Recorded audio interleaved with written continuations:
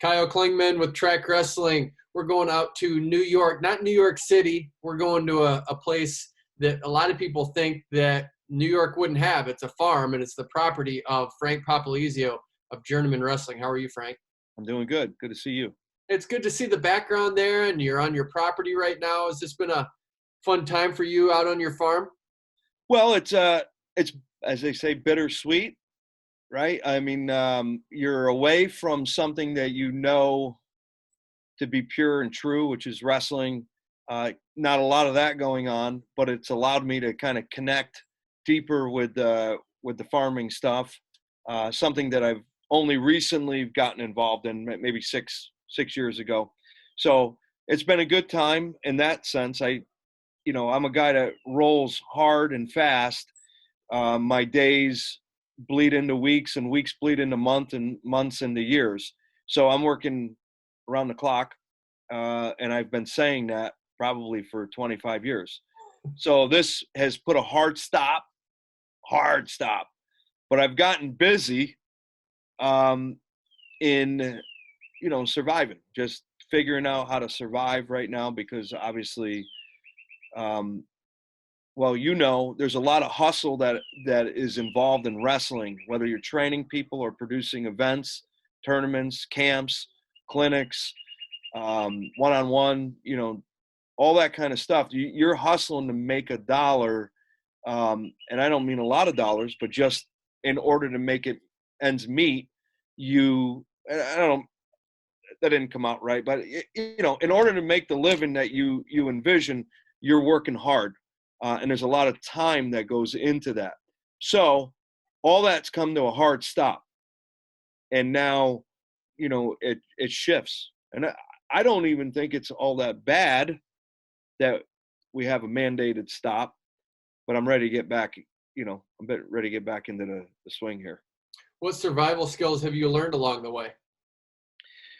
Well, nothing's guaranteed, right? You're owed nothing. And so you think you have this income stream, whether it be a club, a tournament, or events that are camps that were supposed to occur. And you have to learn, maybe take the same skill set that you have in the sport, that you've developed in your sport, or in the business of the sport, and put it to something else, which is right now, I'm selling beef, and ironically, it just kind of falls into place that people are, there's a shortage with meat, and I obviously have relationships on this side of the fence with that, whether it be my own or relationships of other farms and stuff like that. So we're doing, in both, you feel like you're doing a service, right? You're developing people on the wrestling side. You're getting people to realize their goals. And on this side, you got people within your own community that need food. So we're farming it and producing it. Why the agrarian lifestyle? Why did you go to this? Why did I go to this lifestyle? I'd like to be self-sufficient. I do. I'm probably not as much as I should be, as I preach to be. But we're figuring that out. We raise chickens, turkeys, so we have eggs. We have meat from the turkey. We have beef. We just put in a big generator today, so in case we go off the grid, we can maintain being off the grid, that kind of stuff. Our water as well, it's well water. So we're, getting there. There's a lot. Look, you talk to guys like Zadok, Mike. He's a guy that's probably way above me and way ahead of me, and there's a lot of guys in between. As far as starting Journeyman Wrestling, where did this originate in your mind that you wanted to go this route? And then how does it go even further to tournaments and camps and then international flavor? Take us through the evolution of where you are today. Well, it started off with my brother wrestling at Oklahoma State. And at that point, I thought I knew wrestling. and I really didn't until I started visiting with with my brother out there and getting to see John Smith and Pat Smith and the coaching staff out there and learning from those guys like Mark Branch. He was a part of that too. Just to see all of those guys, evolving and just learning from them. And I remember very vividly coming back to New York and thinking that I learned something that others haven't, and that was naive to think that way. But I felt that way. I felt like I had seen the light, and it triggered my mind to kind of utilize some of these things that I've learned. But the credit really goes to my brother Anthony. It's my brother Pat and myself. Brother Anthony had the concept that, growing up, most of our friends were in a some kind of trade, where they were learning, whether it's HVAC or they're learning some kind of construction, contracting and skill. And he'd say, well, what did we learn? So by the time these guys got to an age, they're working with their dads or their relatives, and then they move on to adulthood, and then they were able to utilize that skill that they had been exposed to growing up. And then we'd look at each other and say, what was our skill that we learned where we didn't have, I don't know, taping and sheetrocking or plumbing and all those things. And I said, well, our sport, we got our sport and wrestling, and that was it. And he said, well, then we should use it. And that's where the club concept came out of, that we were going to lean on, family members and ourselves to put this product together. And we did. Initially, it wasn't Journeyman. I started off at TNT. I was kind of like a subcontractor there. Ironically, our first champion was Matt Riddle. Matt Riddle is a guy that was our first state champion out of the club, and it was under TNT originally. Matt Riddle went on to fight in the UFC. He actually beat John Jones in the New York State tournament to win the title, and then went on to fight in the UFC, and then now he's in the WWE. So that was our first guy to really believe in the system.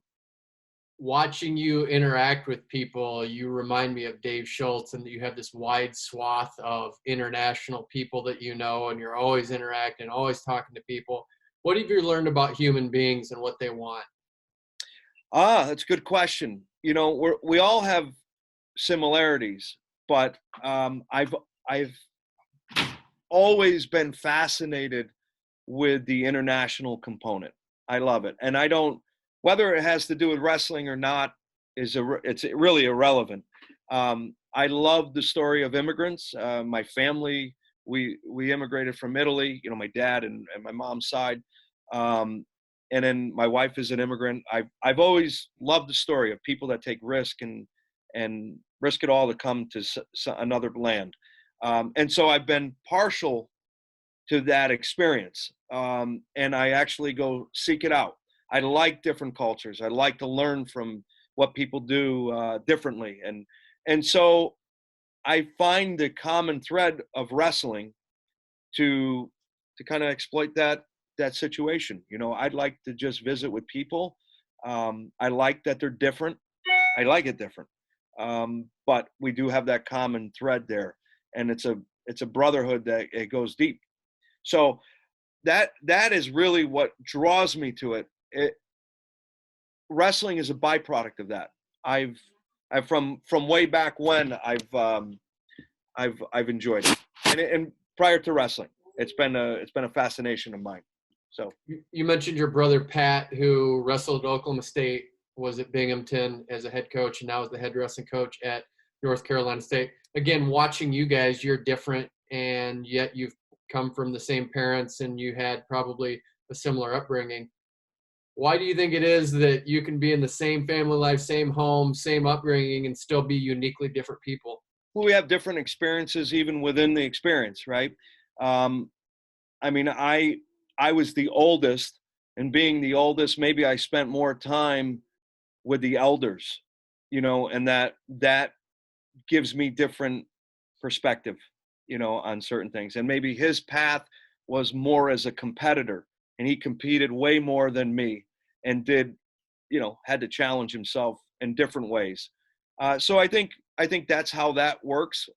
You come from the same fabric, but it's just a different cut, and he's, it doesn't mean one's better or one's worse. I think there's similarities there, that you pick up from being in the, the family, if you will, and they just may translate a little differently. Are the Popolizios all relentless? In one way or the other, I think, I know that, my brother's approach is much different than mine. He's a little bit more laid back, even keeled. I'm a little bit more, I don't know, assertive in a way. Not saying that he's not aggressive. He's certainly aggressive. You don't become a Division I coach and make it a top 5 program or top 10 program by sitting back and relaxing. But I'm just a little bit, I'm different in that regard and how I approach things. But he's pretty tenacious, and it's obvious. It comes out in his work. He's got a system. That system works. I have a system. It works. But his system may not work for me, and mine may not work for him. But in the end, we seem to work well together. He lets me handle certain things on a camp. Like I do some camps with him and stuff like that from the business side of it. But obviously, I don't have anything to do with his operations other than being a fan of how he's doing it. What's your system? My system, I know my wife would say it's pretty archaic, but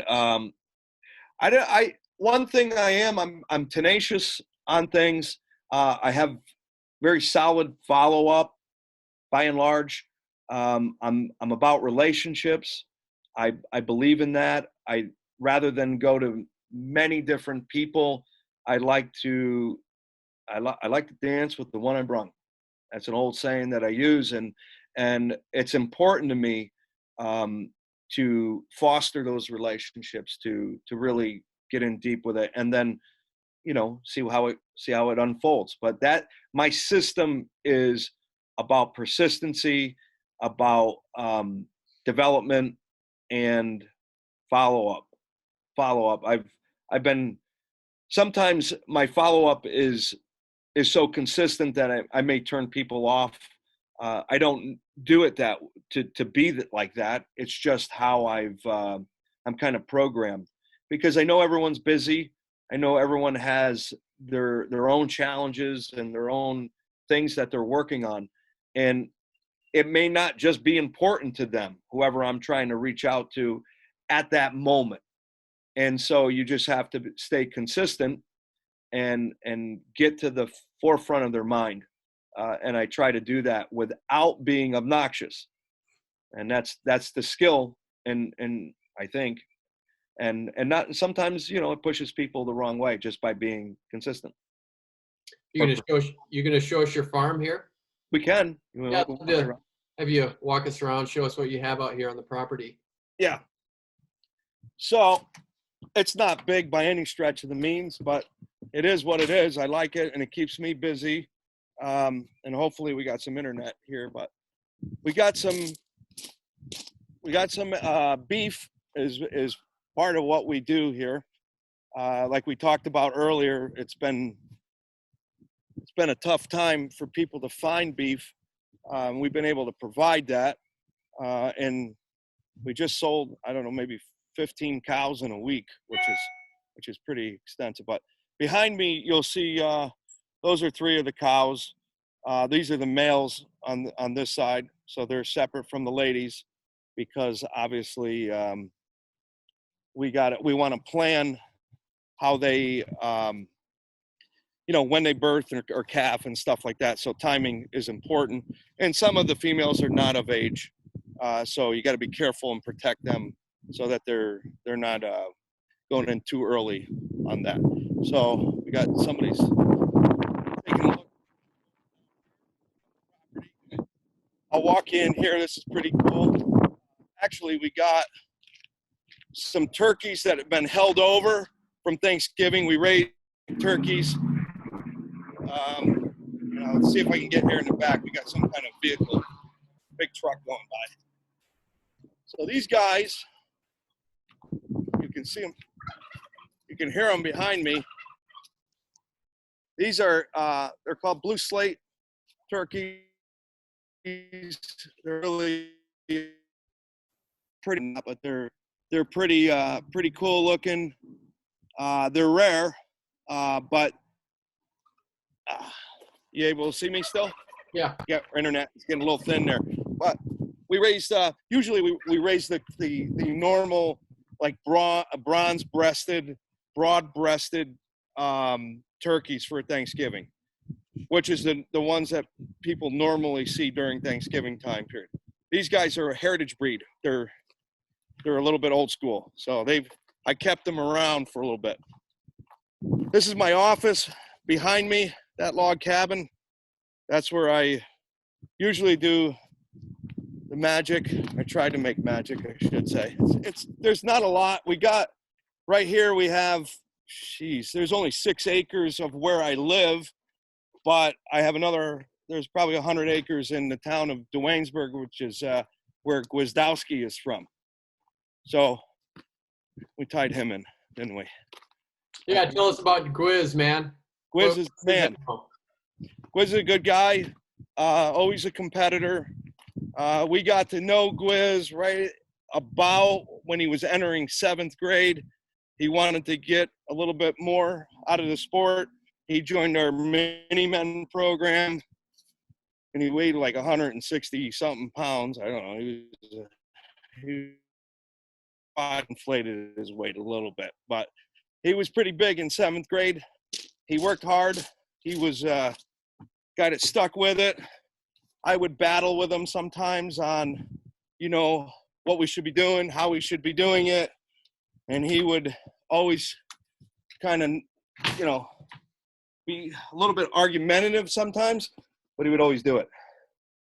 And it would be something simple as, hey, we're going to this tournament. We're going to be here. We're going to compete on this weekend and, stuff like that. But he always did it. He was always a competitor. He's always a student of the sport.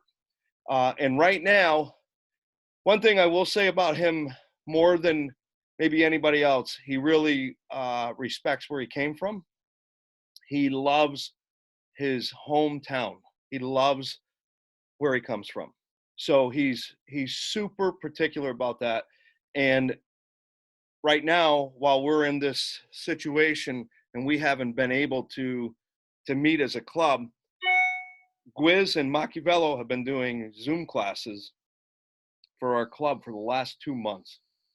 And that, I think, I don't know how much I can say about him. That really speaks volumes of who he is. And in later years, he's been, and you guys can visit with him on this, but he's a student of other things as well. He likes to analyze musicians, artists, what makes them the top of their game and what they're doing, not just athletics. So he's evolved intellectually quite some there. He's really fascinated with all facets of the art. What do you want your kids to get out of journeyman wrestling when they leave the club and they look back? We teach citizenship. We're really big on that. We want people to be good human beings, contribute to society, help fellow brother out, and be the best that you can be. That is a big part of it for us. We want people, if we realize people aren't going to be Olympians, not everybody's going to be an Olympian, or not everyone's going to be a D1 athlete, but maybe they're going to be the captain of the JV squad. Maybe they're going to make the varsity lineup.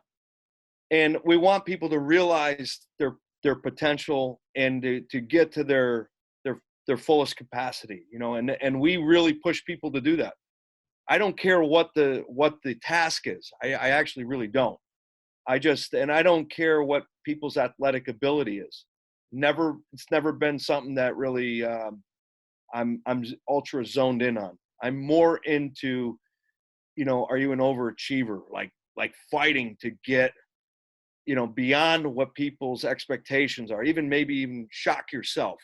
So we do a lot with that. And there's a lot of alumni that come back and come back to us and say thank you for kind of unleashing that, giving confidence, to them. So it's not me. It's just you help in the process. It's not me doing it. It's everybody that's involved and has a similar philosophy. Frank, let's end with this. You talked about just your desire to build relationships. Who are maybe 2 or 3 people over the years that have really intrigued you? Intriguing. I in the wrestling community specifically, uh, I've had a lot of impact with guys like John Smith. Obviously, my brother went there, so I spent a lot of time with John and learning not only the wrestling side of things, but the business, how to run business camps, things like that. I find very intriguing. Terry Brand's been a huge part for me in mentality, how he, how they operate, and to get single-minded and get to what they're looking to do. The guys at Penn State, Sanderson brothers, and Casey Cunningham, those guys, and how they interact with people just in general. I find a lot of value in those three. And then one guy in particular that had a lot of impact was Jay Robinson too. A lot of neat perspective that I got from him. I don't know. I've always been intrigued by him, and that may be because in 1988 I went to his camp and I got bit by how he operates. And to this day, I still follow him. Those are a couple guys. There's been a lot that have helped shape, a lot of the things we do. But those guys that were not family guys. Joe Benna was the guy that my high school coach had the most impact of me over probably than any other human being that walked Earth. So I'd be remiss if I didn't mention that.